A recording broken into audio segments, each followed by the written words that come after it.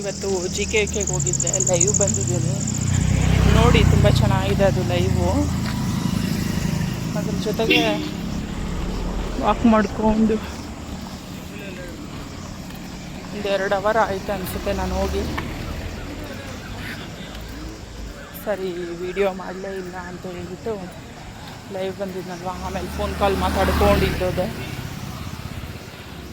ಅಲ್ಲಿ ಕುಕ್ಕೀಸೂ ಇದು ಮಾಡ್ತಾಯಿದ್ರು, ಮನೇಲಿ ತೋರಿಸ್ತೀವಿ, ತೊಗೊಂಡಿದ್ದೀನಿ.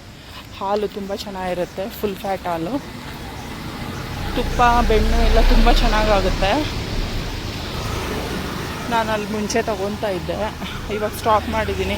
ನೆಕ್ಸ್ಟ್ ಅನ್ಕೊತಾ ಇದ್ದೀನಿ, ಇವಾಗ ಹೆಂಗೂ ಮನೆಯಲ್ಲೇ ಇದ್ದೀನಲ್ಲ, ಒಂದು 2 ಡೇಸ್ ಒನ್ಸ್ ಹಂಗೆ 2 ಲೀಟರ್ಸ್ ಹತ್ರ ತೊಗೊಂಬಂದಿದ್ದೀವಿ ಅಂದರೆ ಹಾಲು ತುಂಬ ಚೆನ್ನಾಗಾಗುತ್ತೆ ಅಂತ. ಮನೆಗೆ ಹೋದ್ಮೇಲೆ ತೋರಿಸ್ತೀನಿ ನಾನು ಹೆಂಗಿರುತ್ತೆ ಹಾಲು, ಮತ್ತು ಬೆಳಗ್ಗೆ ತಿಕ್ನೆಸ್ ತೋರಿಸ್ತೀನಿ ಎಷ್ಟು ತಿಕ್ಕಾಗಿರುತ್ತೆ. ಫ್ರಿಜ್ಜಲ್ಲಿ ಇಟ್ಬಿಟ್ರೆ ಅಂತೂ ಎಷ್ಟು ಫುಲ್ಲು ಗಟ್ಟಿಯಾಗಿರುತ್ತೆ ಹಾಲು. Full road dust. ಈ ಗೌರ್ಮೆಂಟ್ ಅವ್ರು ಏನಂತ ಗೊತ್ತಿಲ್ಲ, ಚೆನ್ನಾಗಿರೋ ರೋಡನ್ನ ಅಗಿತಾರೆ, ಪೈಪ್ ಹಾಕ್ತಾರೆ, ಮತ್ತೆ ಅದ್ರ ಮೇಲೆ ತಾರ ಹಾಕ್ತಾರೆ, ಮತ್ತೆ ಇನ್ನೊಂದು 2 ತಿಂಗಳು 6 ತಿಂಗಳಿಗೆ ಮತ್ತೆ ಬಂದು ಅಗಿತಾರೆ, ಇನ್ನೊಂದು ವೈರ್ ಹಾಕಬೇಕು ಅಂದ್ಕೊಂಡು ಬರ್ತಾರೆ, ಮತ್ತೆ ಅದನ್ನೊಂದು 6 ತಿಂಗಳು ಹಂಗೆ ಬಿಡ್ತಾರೆ, ಮತ್ತೆ ಅದ್ರ ಮೇಲೆ ಒಂದು ಪೈಪ್ ಹಾಕ್ತಾರೆ. ಬರೋ ರೋಡ್ನೆಲ್ಲ ಕೆಡಿಸ್ಬಿಟ್ಟು ಎಲ್ಲ ಕಡೆ ಕೆಸರು. ತೋರಿಸ್ತೀನಿ ನೋಡಿ, ಎಲ್ಲಿಂದ ಇಲ್ಲಿವರೆಗೂ ಮಸ್ತ್ ಹಾಕಿರೋದು.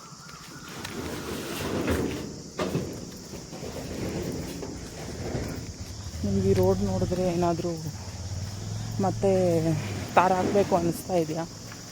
ಎಷ್ಟು ಚೆನ್ನಾಗಿತ್ತು ರೋಡು, ಖುಷಿಯಾಗೋದು ಎಷ್ಟು ಚೆನ್ನಾಗಿದೆ ನಮ್ಮ ಏರಿಯಾದಲ್ಲಿ ರೋಡು ಅಂತ ನೋಡಿದ್ರೆ. ಮತ್ತೆ ಅಗ್ದಿಟ್ಟಿದ್ದಾರೆ ನೋಡಿ, ಇಲ್ಲಾದರೆ ಸ್ವಲ್ಪ ಪರವಾಗಿಲ್ಲ, ಅಲ್ಲಂತೂ ನೋಡಿ ಒಂದು ಗುಡ್ಡೆನೇ ಬಿದ್ದಿದೆ.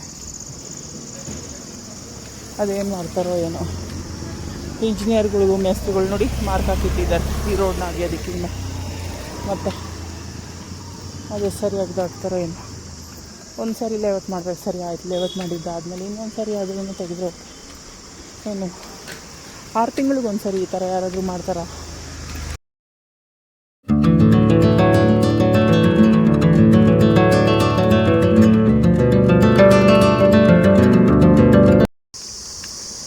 ವಾಕಿಂಗ್ ಮಾಡಿಕೊಂಡು ಮನೆಗೆ ಬರ್ತಾಯಿದ್ದೆ. ಸರಿ ಅಂತ ರೋಡ್ ಎಲ್ಲ ನೋಡೋಕ್ಕೆ ಹಳ್ಳದಿನ ಇತ್ತು. ಸರಿ ಮಾತಾಡ್ಕೊಂಡು ಮನೆಗೆ ಬಂದು ಡಿನ್ನರ್ ಮಾಡ್ಕೊಂಡು, ಇದು ಆ್ಯಕ್ಚುಲಿ ನೆಕ್ಸ್ಟ್ ಡೇ ವ್ಲಾಗು.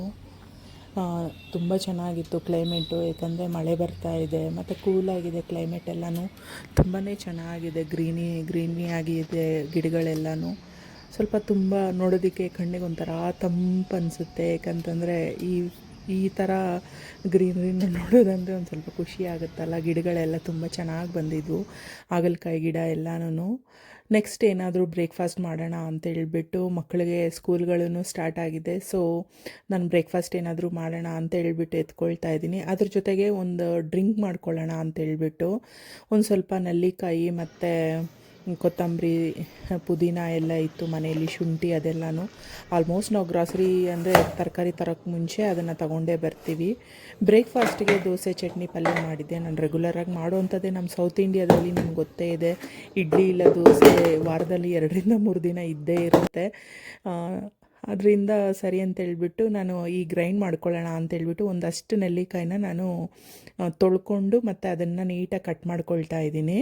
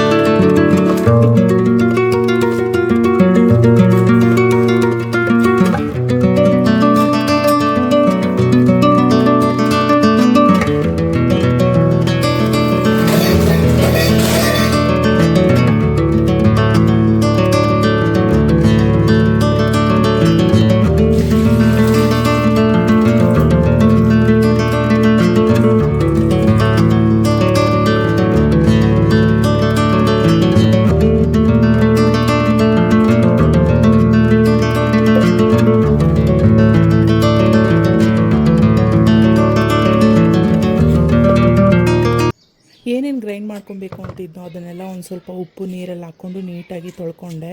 ಕೊತ್ತಂಬರಿ ಸೊಪ್ಪು, ಪುದೀನ ಮತ್ತು ನೆಲ್ಲಿಕಾಯಿ, ಒಂದು ಸ್ವಲ್ಪ ಶುಂಠಿ ಮತ್ತು ಹಸಿ ಇದು ಅರಿಶಿಣದ ಕೊಂಬು ಅಂದರೆ ಅರಿಶಿನ ಇತ್ತು. ಸೊ ಅದನ್ನು ಇದನ್ನೆಲ್ಲ ನೆಲ್ಲಿಕಾಯಿನ ಗ್ರೈಂಡ್ ಮಾಡೋದಕ್ಕೆ ಅಂತ ಒಳಗಡೆ ಬೀಜ ಎಲ್ಲ ಇರುತ್ತಲ್ವ, ಸರಿ ಅದಕ್ಕಂತಲೇ ಬೀಜ ಹಾಕಿದ್ರೆ ಅದು ಮಿಕ್ಸರೂ ಸ್ವಲ್ಪ ಗ್ರೈಂಡ್ ಆಗೋದಕ್ಕೆ ಕಷ್ಟ ಆಗುತ್ತೆ ಮತ್ತು ಆ ಬೀಜನೂ ಹೊಡಿಯೋದಕ್ಕೆ ಇದಾಗುತ್ತೆ ಅಂತ ಹೇಳ್ಬಿಟ್ಟು ನಾನು ನೆಲ್ಲಿಕಾಯಿನೆಲ್ಲ, ಹಸಿ ನೆಲ್ಲಿಕಾಯಿ ಆ್ಯಕ್ಚುಲಿ ಇದನ್ನೆಲ್ಲನೂ ನೀಟಾಗಿ ಒಂದೊಂದು ಪೀಸ್ ಮಾಡ್ಕೊಳ್ತಾ ಇದ್ದೀನಿ. ನಾನು ಪೀಸ್ ಮಾಡಿಕೊಂಡು ಒಂದಷ್ಟು ಒಂದು 100 ಗ್ರಾಮ್ ಇಲ್ಲ 200 ಗ್ರಾಮ್ ಆಗುವಷ್ಟು ಪೀಸಸ್ ಆಗುತ್ತೆ. ನೆಲ್ಲಿಕಾಯಿ ಆ್ಯಕ್ಚುಲಿ ನಿಮ್ಗೆಲ್ಲರಿಗೂ ಗೊತ್ತಿರೋವಂಥದ್ದೇ, ಸ್ಪೆಷಲಾಗಿ ನಾನು ಹೇಳೋದಂಥದ್ದೇನಿಲ್ಲ. ಇದನ್ನು ಯಾವುದೇ ಒಂದು ಮುಖಾಂತರ ಆಗಲಿ ನೆನೆಸಿಟ್ಟು, ಇಲ್ಲಾಂದರೆ ಈ ಥರ ಗ್ರೈಂಡ್ ಮಾಡಿಕೊಂಡು, ಇಲ್ಲ ಅಂತಂದರೆ ಚಿತ್ರಾನ್ನ ಮಾಡ್ಬೋದು, ಇದರಲ್ಲಿ ಚಟ್ನಿ ಮಾಡ್ಬೋದು, ತುಂಬಾ ಚೆನ್ನಾಗಿರುತ್ತೆ. ನಾವು ಹುಣ್ಸೆಹಣ್ಣು ಹಾಕೋ ಜಾಗದಲ್ಲಿ ನೆಲ್ಲಿಕಾಯಿನ ಹಾಕ್ಕೊಂಡು ಇದನ್ನು ಚಟ್ನಿ ಸಹ ಮಾಡ್ಬೋದು. ಈ ರೊಟ್ಟಿಗೆಲ್ಲ ಮಾಡ್ಕೊಂಡು ತಿಂದರೆ ತುಂಬಾ ಚೆನ್ನಾಗಿರುತ್ತೆ. ಒಂದು ಇಡಿಯಷ್ಟು ನಾನು ಕೊತ್ತಂಬರಿ ಸೊಪ್ಪು ಮತ್ತು ಒಂದು ಇಡಿಯಷ್ಟು ನಾನು ಪುದೀನ ಸೊಪ್ಪು ಹಾಕ್ಕೊಂಡು ಅದ್ರ ಜೊತೆಗೆ ಒಂದು 1/2 ಟೀ ಸ್ಪೂನಷ್ಟು, ನೀವು ಬೇಕಂದರೆ 1 ಟೀ ಸ್ಪೂನು ಹಾಕ್ಕೊಂಡು ಅಂತೇಳಿ ನಾನು ಅರ್ಧ ಸ್ಪೂನ್ ಹಾಕ್ಕೊತಾ ಇದ್ದೀನಿ ಅಷ್ಟೇ.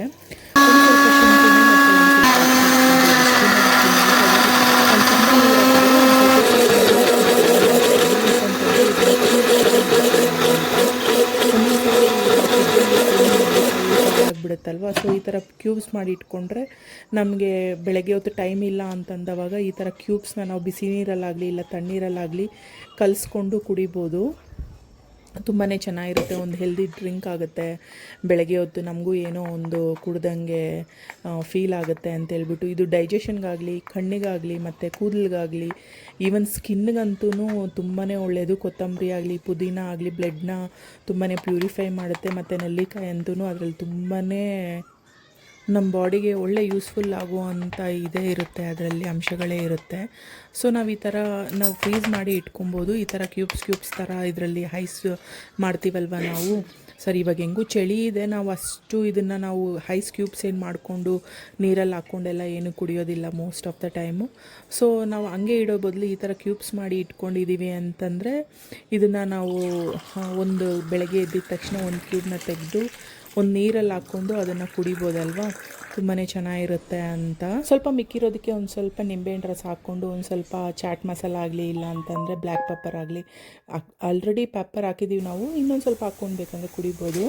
ಅದ್ರ ಜೊತೆಗೆ ಒಂದು ಹೆಲ್ದಿ ಇದಾಗಿ ಮಾಡ್ಕೊಳ್ಳೋಣ, ಸಲಾಡ್ ಮಾಡ್ಕೊಳ್ಳೋಣ ಅಂತ ಹೇಳ್ಬಿಟ್ಟು. ಈ ಹಸಿ ಕಾಳು ತಿಂದರೆ ಕೆಲವೊಂದು ಸರಿ ಹೊಟ್ಟೆ ಊದ್ಕೊಳ್ಳೋದು ಮತ್ತು ಡೈಜೆಷನ್ ಪ್ರಾಪರಾಗಿ ಆಗೋಲ್ಲ, ಅದರಿಂದ ತಲೆನೋವು ಬರೋದು ಹಾಗೆಲ್ಲ ಆಗುತ್ತೆ. ಸೊ ಇದನ್ನು ಒಂದು ಸ್ವಲ್ಪ ಹಾಫ್ ಬಾಯ್ಲ್ ಮಾಡ್ಕೊಂಡಿದ್ದೀವಿ ಅಂತಂದರೆ, ಇಲ್ಲ ಸ್ಟೀಮಲ್ಲಿ ಬೇಯಿಸ್ಕೊಂಡಿದ್ದೀವಿ ಅಂದರೆ ಮೊಳಕೆ ಕಾಳನ್ನ ತುಂಬಾ ಚೆನ್ನಾಗಿರುತ್ತೆ.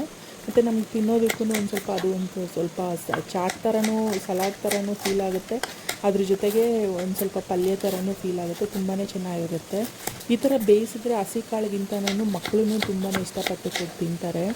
ಇವಾಗಿನ ಸ್ಕೂಲ್ಗಳಲ್ಲಿ ಇದೊಂದು ಗುಡ್ ಥಿಂಗ್ ಅಂತ ಹೇಳ್ಬೋದು. ಮಕ್ಕಳಿಗೆ, ನಮ್ಮ ಮಕ್ಕಳ ಸ್ಕೂಲಲ್ಲಿ ಈ ಪ್ಯಾಕೆಟೆಡು ಮತ್ತು ಬೇಕ್ರಿ ಐಟಮ್ಸು ಮತ್ತು ಈ ಡೀಪ್ ಫ್ರೈ ತಿಂಡಿಗಳು ಈ ಥರದ್ದೆಲ್ಲ ಕಳ್ಸೋಂಗಿಲ್ಲ. ಈವನ್ ಉದ್ದಿನ ವಡೆ ನಾವು ಮನೆಯಲ್ಲೇ ಮಾಡಿರೋದಾದ್ರೂ ಕಳಿಸೋ ಹಾಗಿಲ್ಲ, ಬ್ರೆಡ್ ಆಗಲಿ ಆ ಥರದ್ದೆಲ್ಲನೂ.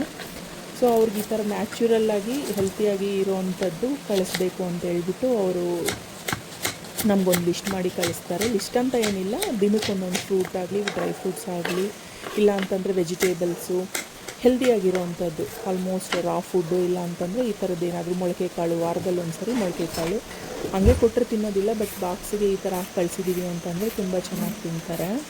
ಅದ್ರ ಜೊತೆಗೆ ಒಂದು ಸ್ವಲ್ಪ ನಾವು ತರಕಾರಿ ಏನು ಹಾಕಬೇಕು ಅಂದ್ಕೊಂಡಿದ್ದೀವೋ, ಕ್ಯಾರೆಟ್ ಆಗಲಿ, ಬೀಟ್ರೂಟ್ ಆಗಲಿ, ಈ ಥರ ಕಟ್ ಮಾಡಿ ಆದರೂ ಹಾಕ್ಕೋಬೋದು, ಇಲ್ಲ ತುರಿದ್ಬಿಟ್ಟಾದರೂ ಹಾಕ್ಕೋಬೋದು.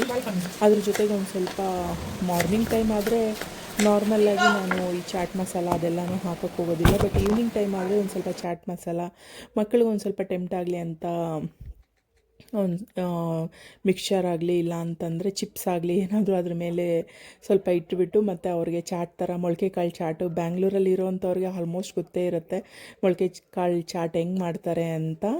ಸೊ ಆ ಥರ ಮಾಡಿ ಕೊಡ್ತೀನಿ ನಾನು ಅವರಿಗೆ.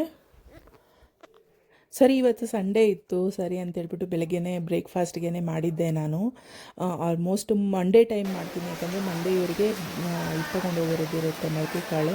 ಸರಿ, ಆದರೆ ಇವತ್ತು ಮನೆಯಲ್ಲೇ ತುಂಬ ಮಳೆ ಬರ್ತಾಯಿತ್ತು, ಜೋರು ಮಳೆ ಬರ್ತಾಯಿತ್ತು. ಎಷ್ಟು ಜೋರಾಗಿ ಮಳೆ ನೋಡೋದಕ್ಕೆ ಅಂತಲೇ ತುಂಬಾ ಚೆನ್ನಾಗಿತ್ತು. ಒಳ್ಳೆ ಮಲೆನಾಡಲ್ಲಿ ಕಾಣೋ ಥರ ಕಾಣ್ತಿತ್ತು. ಇಲ್ಲಿ ಹಿಂದೆ ನಮ್ಮ ಅಪಾರ್ಟ್ಮೆಂಟ್ ಹಿಂದೆ ಒಂದು ತೋಟ ಥರ ಇದೆ. ಒಂದು ಸ್ವಲ್ಪ 1 ಎಕರೆನೋ ಅರ್ಧ ಎಕರೆ ಆಗುವಷ್ಟು. ಸರಿ ಅದನ್ನು ನೋಡ್ಕೊತ ಒಂದು ಸ್ವಲ್ಪ ಅಡುಗೆ ಮಾಡೋಣ ಅಂತಂದ್ಬಿಟ್ಟು ನುಗ್ಗೆಕಾಯಿ ಬೇಳೆ ಸಾರು ಮಾಡಿ ಅದ್ರ ಜೊತೆಗೆ ಈ ಚಾಟ್ ಮಾಡಿ ಫಸ್ಟ್ ಇದನ್ನು ತಿನ್ನಲಿ ಅಂತ ಹೇಳ್ಬಿಟ್ಟು ಮಕ್ಕಳಿಗೆಲ್ಲನೂ ಹಾಕ್ಕೊಟ್ಟೆ. ನಮ್ಮ ಮನೆಯವ್ರೂ ಇದ್ದರು. ಮನೆಯಲ್ಲೇ ಮಳೆ ಬರ್ತಾ ಇರೋದ್ರಿಂದ ಹೋಗಿದ್ದಿಲ್ಲ ಎಲ್ಲಿಗೂ ಸೈಟ್ ಹತ್ರ ಎಲ್ಲನೂ.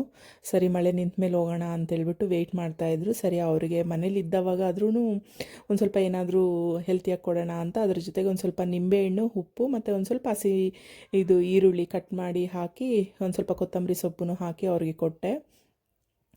ಮತ್ತು ಒಂದು ಸ್ವಲ್ಪ ಮುದ್ದೆ ಮಾಡಿ ಅದ್ರ ಜೊತೆಗೆ ಒಂದು ಸ್ವಲ್ಪ ಮಿಕ್ಸರ್ ಇಟ್ಟು ಮಕ್ಳಿಗೂ ಹಾಕ್ಕೊಟ್ಟು ಊಟನ ನಾನು ನುಗ್ಗೆಕಾಯಿ ಬೇಳೆ ಸಾರು ತಿಂದೆ. ಬರೋದು ಯೂನಿಫಾರ್ಮ್ ಚೇಂಜ್ ಮಾಡಿದ್ದಾರೆ ಸ್ಕೂಲಲ್ಲಿ. ಸೊ ಅವ್ರದ್ದು ಮೆಜರ್ಮೆಂಟು, ಶೂಸು, ಯೂನಿಫಾರ್ಮ್ ಎಲ್ಲ ಚೆಕ್ ಮಾಡಬೇಕಾಗಿತ್ತು. ಸೊ ನಾನು ಮಕ್ಕಳು ನಮ್ಮ ಮನೆಯವರೆಲ್ಲನೂ ಹೋಗಿ ಚೆಕ್ ಮಾಡೋಣ ಅಂತ ಹೋದ್ವಿ. ಬಟ್ ಅರ್ಧ ದಾರಿ ಹೋಗೋಷ್ಟಿಗೆ ನಮ್ಮ ಮನೆಯವರು ಸರಿ ಮಳೆ ನಿಂತಿದೆ ನಾನು ಹೊರಡ್ತೀನಿ ಅಂತ ಅವ್ರು ಹೊರಡ್ಬಿಟ್ಟು ನೀವು ಚೆಕ್ ಮಾಡ್ಕೊಂಡು ಹೋಗಿ ಅಂತ. ನಾವು ಮೂವರೂ ಇಲ್ಲಿ ಚೆಕ್ ಮಾಡಿಕೊಂಡು ಮತ್ತು ಮೆಜರ್ಮೆಂಟ್ಸ್ ಎಲ್ಲ ಕೊಟ್ಟು ಆದಮೇಲೆ ಕೆಳಗಡೆ ಬರ್ತಾ ಇದ್ದಂಗೆ ಮಳೆ ಬಂದು ನಿಂತಿತ್ತಲ್ವ, ಅವ್ರಿಗೂ ಏನಾದರೂ ಬಿಸಿ ಬಿಸಿಯಾಗಿ ತಿನ್ನಬೇಕು ಅನಿಸ್ತಿತ್ತು. ಸರಿ ಅಲ್ಲಿ ಮೊಮ್ಮು ಆಗ್ತಾಯಿದ್ರು. ಸರಿ ಅಂತ ಹೇಳ್ಬಿಟ್ಟು ಅವರಿಬ್ಬರಿಗೂ ಒಂದೊಂದು ಪ್ಲೇಟ್ ಕೊಡಿಸಿ ಮನೆಗೆ ಬರೋ ಅಷ್ಟೊತ್ತಿಗೆ ಮೀಶೋಯಿಂದ ಒಂದು ಪಾರ್ಸಲ್ ಬಂದಿತ್ತು. ಅದನ್ನು ಪಾರ್ಸಲ್ ಬಂದರೆ ನಿಮ್ಗೆ ಗೊತ್ತೇ ಇದೆ, ಮಕ್ಕಳು ತುಂಬ ಎಕ್ಸೈಟ್ ಆಗಿರ್ತಾರೆ ಅದನ್ನ ಓಪನ್ ಮಾಡೋದಕ್ಕೆ. ಈ ಥರದ್ದು ಸ್ಪೂನ್ ತಗೊಂಡೆ ನಾನು. ಮನೆಯಲ್ಲಿ ಟೈಮ್ ಹೆಂಗೆ ಹೋಗುತ್ತೆ ಅನ್ನೋದೇ ಗೊತ್ತಾಗಲ್ಲ ಕೆಲಸದ ಜೊತೆಗೆ. ಒಂದೊಂದು ಸರಿ ಒಂದಷ್ಟು ವೀಡಿಯೋಸ್ನ ನಾನು ಶೂಟ್ ಮಾಡ್ತೀನಿ, ಕೆಲವೊಂದು ಸರಿ ಶೂಟ್ ಮಾಡೋದಕ್ಕೇ ಆಗೋದಿಲ್ಲ. ಮತ್ತು ನಾನು ಈ ವಿಡಿಯೋನ ಇಲ್ಲಿಗೆ ಎಂಡ್ ಮಾಡ್ತಾ ಇದ್ದೀನಿ. ಇನ್ನೊಂದಷ್ಟು ಇಂಟ್ರೆಸ್ಟಿಂಗ್ ವೀಡಿಯೋಸು ಮತ್ತು ಒಂದು ಮೂಮೆಂಟ್ಸ್ ಒಂದಿಗೆ ಮತ್ತೆ ಸಿಗ್ತೀನಿ. ಅಲ್ಲಿವರೆಗೂ ಟೇಕ್ ಕೇರ್, ಬಾಯ್ ಬಾಯ್.